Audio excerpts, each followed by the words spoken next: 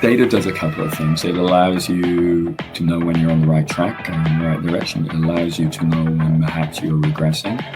But also, it gives transparency to all of the stakeholders and all of the team. And I think when team performance is of the utmost, it's essential that everyone who is in that team pulls their own weight to be able to see your individual impact relative to the rest of the team. It can at times be rewarding for that person to see, yes, I'm keeping up there, I'm actively contributing, but also perhaps for the team member who isn't contributing to the same level, they see it too. And for a sense of shared duty and not to be embarrassed, they actually pick up their performance as well because it's visible to everyone. Call out team mates' performances and team members' performances and give them recognition. Everyone wants to know they are having a valuable input into the result. And I think being recognized in front of their peers is one of the most important things for people, I think, that they can validate that they're doing a good job. Tim, I know we've talked about this before. You're interested in the intersection of competitive sport and then driving higher performance within teams within BioPharma. And we talked about this one example which really stood out to me. It was the boat race between Oxford and Cambridge. Oxford have been winning for a number of years. The boat race is held on the River Thames. It's 3.25 miles. They have some of the best rowers in the world, Olympic champions, world champions. And when the Berlin Wall came down, there were some coaches from the Eastern Bloc countries in East Germany who now had access to the Western experience. And this coach came over and he took a very different approach to training in the boat. And he put sensors on the slides for speed, and he put pressure sensors on the oars, and videoed everyone and measured everyone's stroke, and it was all perfectly in alignment. And this crew, who on paper certainly were not as strong, the Glaxo Group had most of the world champions and the Olympic champions, absolutely thrashed them, because through measurement they were able to put the teammates in the optimal configuration and ensure that they were doing all the same thing at the same time, which kept the run on the boat, and they handily won for a number of years afterwards.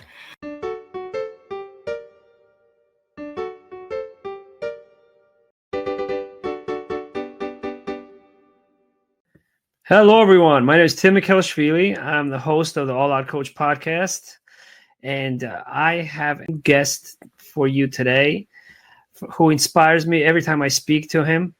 He's an accomplished scientist, an athlete turned business leader, and he's going to talk to us about breaking through the tight turns of the business of science today.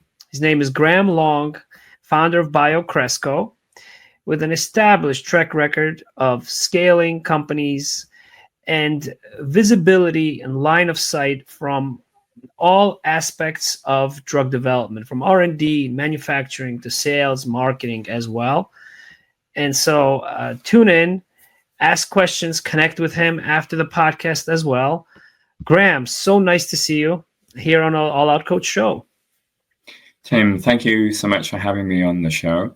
Now, I'm looking forward to enjoying an engaging conversation about this topic, because I never anticipated I would ever be in the commercial side. I thought I'd always be in the R&D side, but I've got to say, having moved to the commercial side, I just met some wonderful, truly wonderful people, and it's such a different challenge to be able to use one's science and also business skills to make an impact.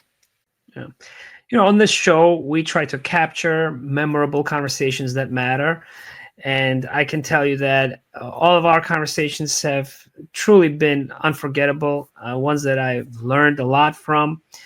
And also, so you are a very important guest on this particular show, where we inspire our audience to transcend their differences with others and extend their boundaries of their roles and responsibilities, right? Where the motto is stretch yourself and lift others, as you have done throughout your career. And so our audience will learn a lot about the journey that you have taken. And so I want to ask you, how would you describe the different stages in your career journey and the lessons that they taught you as a person and a leader? So I think there's very few natural born leaders. We're all learning about ourselves as we grow and develop it through our careers. I'd always been interested in science. I call myself fairly analytical.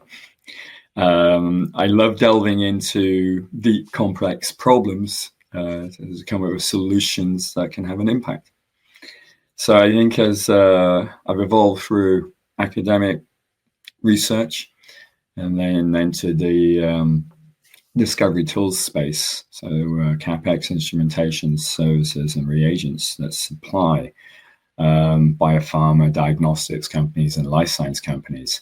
The various roles I've had have all taught me something about human behavior, myself, others, that certainly earlier in my career as a scientist, I hadn't paid as much attention to. But I think people are people. They team and work well together when there is that mutual respect, trust, and there is clear direction as to what one is trying to accomplish. So those are the rules I've learned, is to EQ, soft skills, are enormously important in growing and maintaining a team that is inspired to work together and go the extra step because they all have each other's back. Yeah.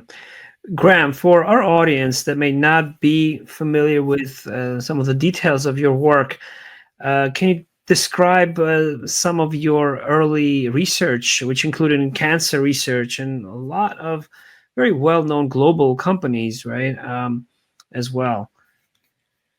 I initially had worked in BioPharma in the Alpharoma Group in Glaxo in London prior to stepping into going on a PhD at Addenbrooke's Hospital, Cambridge, UK, in clinical biochemistry. The intention was always to, following the doctorate, is go back into industry as drug development. I went to do a couple of postdocs, primarily in cancer research, transcriptional factor control of oncogenes, retinoblastoma, E2F, and P53. I was absolutely enjoying the work and the research, and through a mutual friend of ours, I got introduced to a company called Packard Bioscience. It was an interesting segue into the business world, one that I hadn't expected, but I found immensely challenging and rewarding, because the work I was doing, transferring workflows, assays, technologies to BioPharma labs, all up and down the development pipeline, it actually was actionable and translatable almost immediately compared to academic science, which is one is asking what can be. You're able to interrogate all these different possibilities in academic science, whereas when you transition into industry, there's definitely a focus on getting the next step to develop that drug and get it to market faster. So the goals are more clearly defined. And I think the urgency is there. So you become much more focused. And I think that's the major difference between academia and industry. And having worked in small, medium, and large companies that provide solutions to biopharma, from early discovery, screening, preclinical and clinical, I've seen, been exposed to an awful lot of the different challenges and scenarios one encounters within the biopharmaceutical process. Yeah. So from your personal internal perspective of fulfillment, okay, or your biggest accomplishment, if you were to think about it, what was that one turning point in your career where you felt like you had reached that kind of, sense of accomplishment and fulfillment? I think it's really about building a team that actually functioned together because they wanted to, not because they had to. I stepped into a role in a spin out from Harvard about 12, 13 years ago. And a disparate group of people who were attempting to launch a new technology in the market that no one had heard about. And to see the team gel together, provide them the environment and the ability to communicate and interact where they're all pulling in the same direction. When I got there, I think the communications weren't as optimal as one would hope in terms of listening to each other, explaining their ideas and objectives and some of the challenges they had. And the biggest take home I had from that was everyone needs to stop and listen to each other and then try to understand what the other stakeholders are saying. Yeah. There are conscious and unconscious biases in all of us. And when you say something that you feel is fairly straightforward and clear, it actually, that other person may have heard it differently. So stopping and taking a moment to confirm that the person you're talking to actually understood what you meant and the context.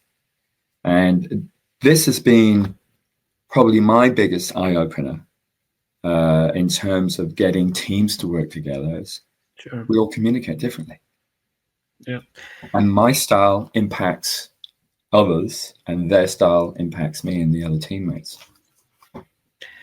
I would define you as a person who's committed and dedicated to innovation and driving and accelerating innovation, right? As a scientist, and based on what you have achieved. But the problem that I've seen, that I've observed in the industry, particularly in an organized corporate structure, is that the road to pure, true innovation that scientists have and aspire to is quite a tough one, right? And so how is that changing today? How have you continued to be an innovator throughout your career? So having worked in very large companies, one, when you get to several hundred or a few thousand people, you need some processes in place. Otherwise, the company cannot function. Yeah. There is a very fine line between having that essential process to allow communications between the critical interactive functions, and then having too much process that every innovation just completely grinds to a halt. Yeah. So startups and smaller companies, they have smaller management structural teams. So communication across the functions and up and down in the vertical are so much easier. I think larger companies have tried to address this, like the Danaher model, where they create teams, cross-functional teams that work together more on a flat management style basis. You have a team leader, but everyone's input is essential. And many studies have shown that, performance of high-performing teams that deliver time and time again is when each of those team members within that group have complementary skills, but they're also given a voice, and they have psychological safety to put forth their ideas and feel that they will be listened to and heard. And I think that's key and important. Many people don't contribute within a team. Maybe they're shyer or they feel they won't be listened to or heard. But I think having that environment where people feel safe and won't be ridiculed to put forth their ideas because we're certainly smarter together than we are alone. No one person can possibly know everything from a type of business, a market segment, or a workflow. And I think humans' superpower really is in teaming, working together, and using technology. The teaming you mentioned allows you to get those next breakthroughs in innovative ideas and solutions that are truly groundbreaking, that will have an impact, a real world impact on people's lives. You mentioned being a learner, learning even about yourself, but your teams. It sounds like, based on your comments, providing that learning environment, a safe environment, and also recognition for the voice and ability and the flexibility to fail as well, to iterate these ideas, are some of the ingredients. Anything else I'm missing, or any steps you have for our audience to implementing innovative ideas in small or large companies today, especially? I think whether you are a manager, an executive, or an individual contributor, it's important to understand where your strengths are and where your blind spots are, and just be honest with oneself, because we're all, I believe, lifelong learners. We're constantly learning all the time. And being open to that, to learn something about yourself, but also others that perhaps you hadn't really seen before. I think that gives us opportunities to have conversations with people who we might not have otherwise, or to ask questions in ways that really truly inspire people. So I think curiosity and a desire for learning are key attributes in anyone, whether you're manager, middle manager, or individual contributor. Are there particular mentors that you observed that manifested these behaviors that inspired you, that you want to recognize as well? Oh, yes. I've had some terrific managers, both in academia and in industry, who've been truly great role models in terms of how they approach problems, both technical and then also on the human side, how they lead with empathy, humility, and have the ability to admit when they're wrong. And I think that can engender trust in the employee as well. So they want to know that their managers are genuine, have their interests at heart, are open to listening to ideas without dismissing them offhand, lead from the heart with compassion and with empathy and humility. Yeah.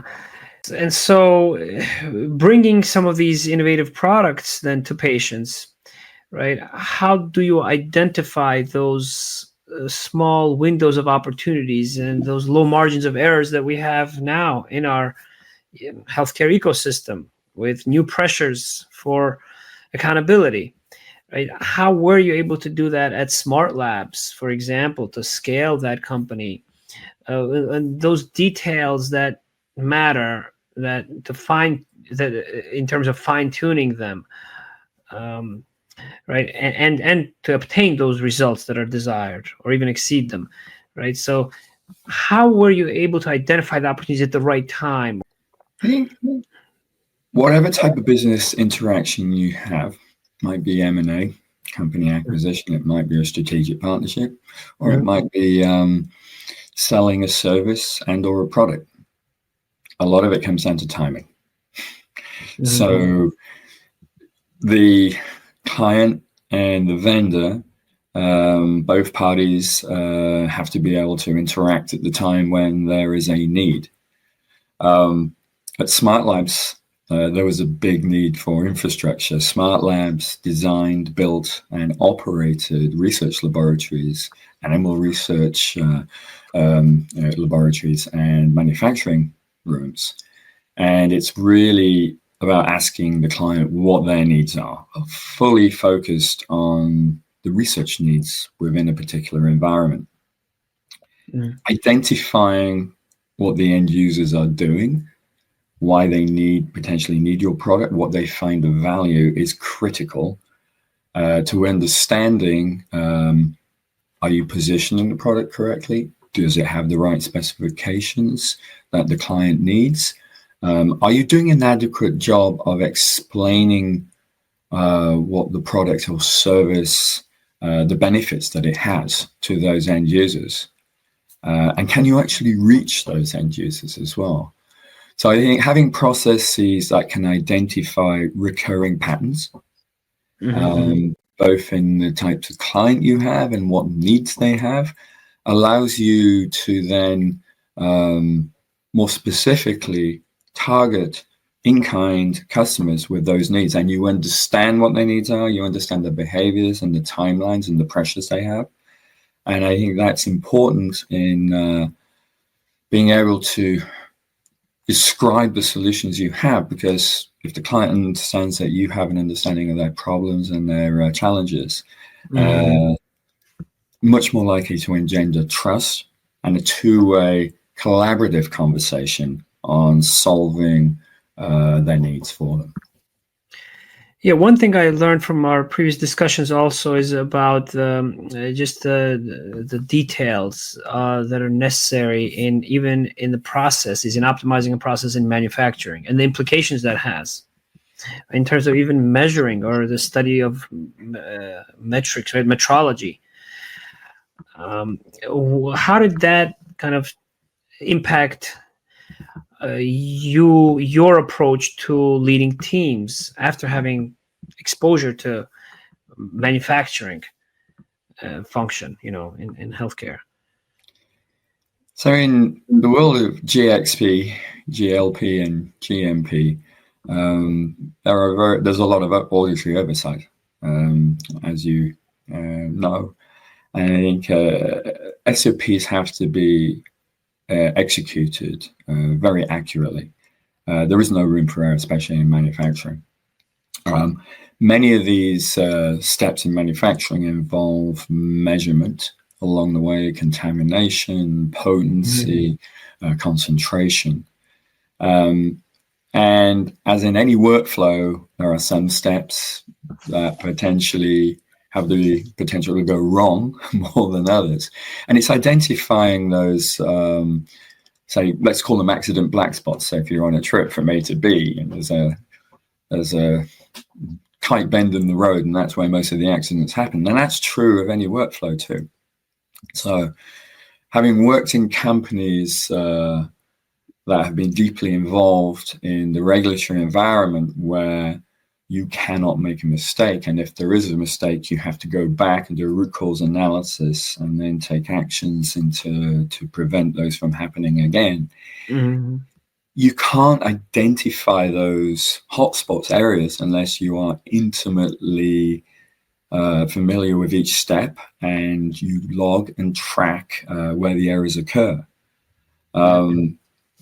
Everyone should have in manufacturing a constant process improvement mindset. Now, the SOP is fixed in manufacturing, of course, but looking to see where errors may creep in. If you're seeing drift in the results over a period of several weeks, even though there isn't an overt failure, then you can take preemptive action to identify why that noise is increasing in the system, and potentially had a new teammate come on, or one of the pieces of equipment wasn't calibrated correctly, or there was a misinterpretation in the protocol, or one of the operators has only run it 4 or 5 times. And I think as complex as some of these workflows can be, no one person can hold every step in their head, especially if they don't do it on a really frequent basis. So it's important to have training that's ongoing, that is cementing knowledge of the process, so you can minimize the potential for errors. But then also have checks and balances in those processes that allow you to identify if there are potential for failures in the future. So you have leading indicators, you have lagging indicators. Sure. Yep. The only way you can really understand is if you measure those key parameters. Yeah. Well, I have certainly a big appreciation of this, as you know, Graham, as a PharmD, somebody who was intrigued by 60 Minutes broadcasts on TV on Sunday nights that I had seen, and to this day have clear, vivid memories of watching the unsanitary conditions in which many drugs were manufactured. Unfortunately, in this one, case study of these young individuals who didn't think ahead, as it occurred to me even then that, look, those same treatments may be used by their own mothers or their grandmothers in the future, right? And those kinds of observations or of drugs that were recalled after they came onto the market were one of the biggest drivers for why I started to work in this industry. And I think your comments made me think of also John McNeil, the former president of global sales and marketing at Tesla, whose lecture I recently attended at the World Business Forum in New York, and he talked about innovation by subtraction. The fact that one of his best friends, an NFL coach, shared with him how his team analyzed videotapes of their games, and saw that it was once they really drilled down on the mistakes that they made and made corrective actions to reduce them, that was what really caused them to win more. Jim, I know we've talked about this before. You're interested in the intersection of competitive sport, yes, and then driving higher performance within teams within BioPharma. And we talked about this one example which really stood out to me. It was the boat race between Oxford and Cambridge. And Oxford have been winning for a number of years. The boat race is held on the River Thames. It's 3.25 miles. They have some of the best rowers in the world, Olympic champions, world champions. And when the Berlin Wall came down, there were some coaches from the Eastern Bloc countries in East Germany who now had access to the Western experience. And this coach came over and he took a very different approach to training in the boat. And he put sensors on the slides for speed, and he put pressure sensors on the oars, and videoed everyone and measured everyone's stroke, that it was all perfectly in alignment. And this crew, who on paper certainly were not as strong, the Oxford crew had most of the world champions and the Olympic champions, absolutely thrashed them, because through measurement they were able to put the teammates in the optimal configuration and ensure that they were doing all the same thing at the same time, which kept the run on the boat, and they handily won for a number of years afterwards. So that was just highlighting an example, highlighting how measuring the smaller details really help improve performance of a team, because then you're aware of your individual contribution, but also what the others are doing, how that impacts the whole team. Yeah. So you mentioned these other teams, Oxford and Cambridge. Well, you yourself are an athlete as well. Bike racing, competitive bike racing, rowing as well. How did your background in sports help you drive those results to scale companies successfully? So I think it's on a couple of different things. Becoming good at a sport, especially something like an endurance sport like cycling, it doesn't happen overnight. It can take years to develop the physiology, the muscles, the cardiovascular system, and then accumulate all of the tactical knowledge and strategic knowledge necessary to perform well in a race. Mm-hmm. And on a day-to-day basis, as you're training for that big event, maybe a year or two out, you have bad days and good days, like we all do at work. And keeping your mind, your eyes firmly set on the bigger goal allows you to get through some of those more difficult days, but also along the way, give yourself some smaller wins. And I think this is key for motivation of individuals and teams. Mm-hmm. So I always set myself much smaller goals throughout each season. And then the stepwise improvement provides the motivation and impetus to keep going towards the larger goal. Right. And so I use that in my approach at work as well. And I think having small achievements, celebrate the successes, and call out team mates' performances and team members' performances, and give them recognition. Everyone wants to know they are having a valuable input into the result. And I think being recognized in front of their peers is one of the most important things for people. I think that they can validate that they're doing a good job. Yeah. Yeah. I spent most of my career in medical. I didn't cross over into sales like you have, but I've always observed a lot of the most inspirational, strongest, effective leaders in sales do that very well, and to recognize and provide those recognitions. And some of the most leading and innovative medical teams that scaled also do that on the medical side. And the motivational factor is so important. I would share with you my philosophy that organizations all have their aspirational goals and values, but unless you hold your teams accountable, they remain mere aspirations, right? Mm-hmm. You can never really expect anyone to work harder than you for your organization.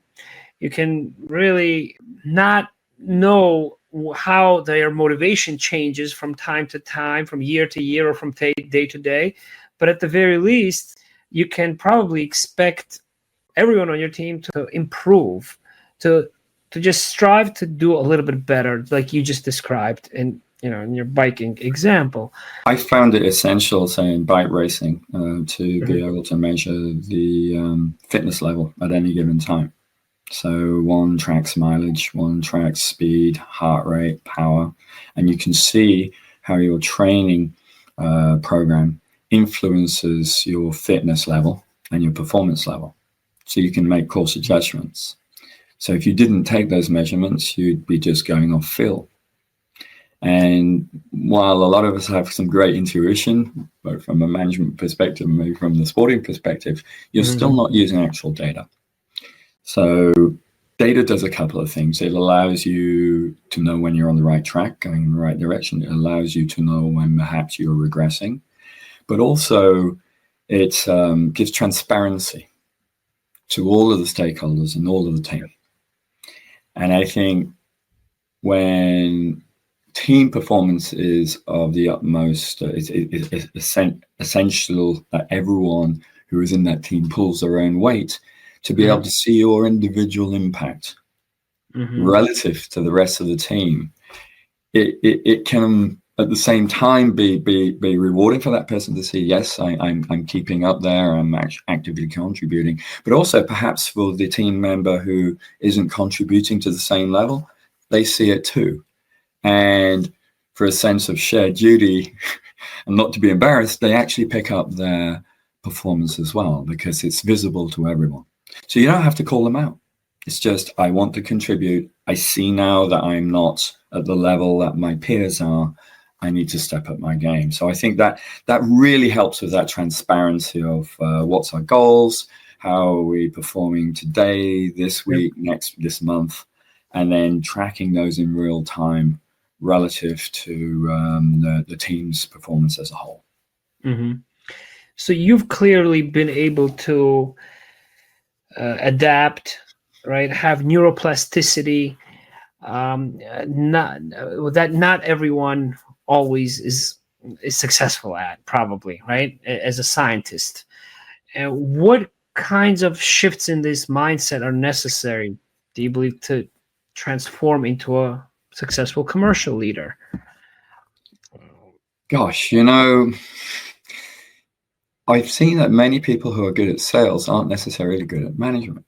Mm-hmm. Many people, scientists who are absolute rock stars in terms of publications they get, maybe don't get the principal investigator to run a lab. So I think certainly the skills for people management can be picked up along the way, but as with everything else in life, some personalities are going to be more suited to it than others.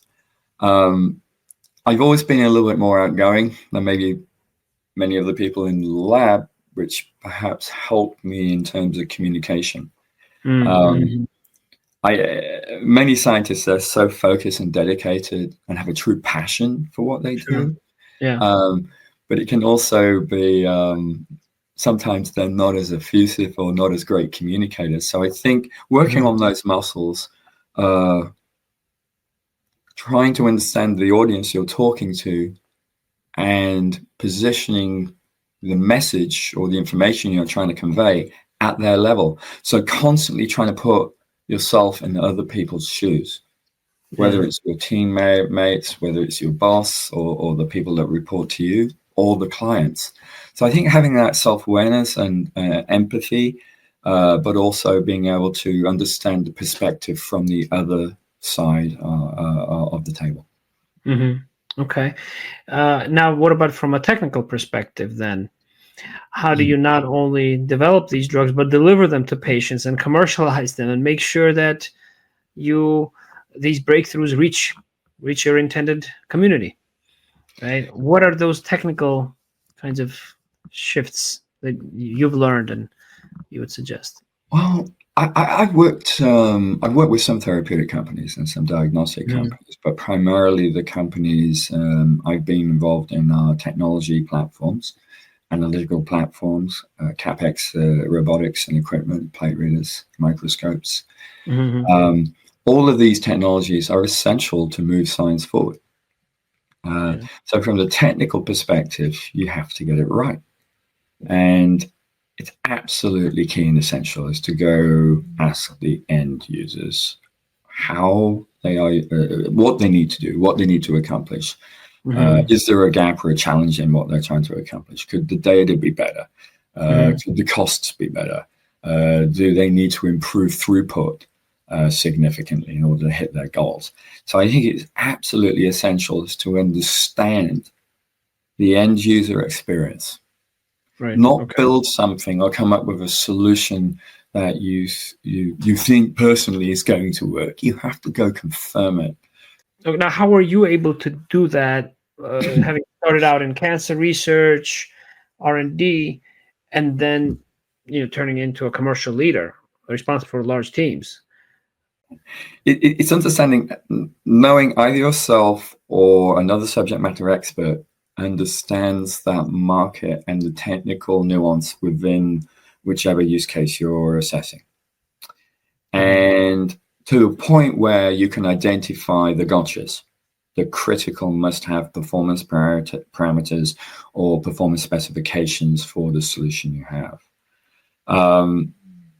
That you only get by having some domain knowledge and then translating that back into what one will provide to the research community and the drug development community. You then have to go ask the question, can you provide it for cost that's less than you sell it for? The financials are so important. And I think that's one of the biggest take-homes I got very quickly into the commercial world is if you can't make money at it, it is not going to fly, no matter how intellectually stimulating or exciting the science is or the solution you're coming up with.